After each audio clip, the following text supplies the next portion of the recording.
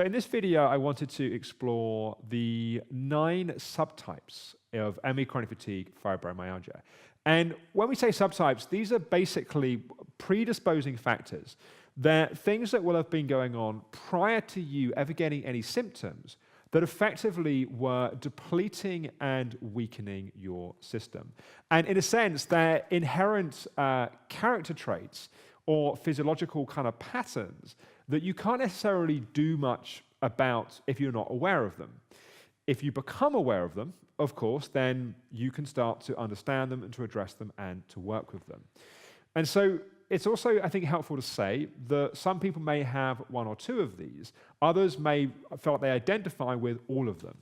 And in a sense, by having the clarity of what subtypes you have, partly it just helps understand. And I was saying in the previous video, one of the things that's most helpful having maps is you start to get some kind of clarity of why you've got the symptoms that you've got. But also, you can start to target these. You can actually start to develop intervention or treatment or support that actually starts to address them. So there are 5 physical subtypes and there are 4 psycho-emotional subtypes. So the first of the physical subtypes is the adrenal subtype. And the adrenal subtype is effectively where there is an ongoing weakness in your nervous system. And so some of the signs of that can be that you just notice that your tolerance to stress is gradually became weaker over time.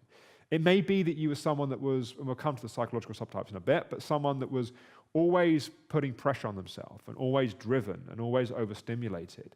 Another sign of the adrenal subtype can be things like blood sugar, that we just notice that we're always hungry, or we notice that we eat a meal and it doesn't really satisfy us. And part of the resolution can be that we often need a lot more protein in our diet that can kind of help balance that.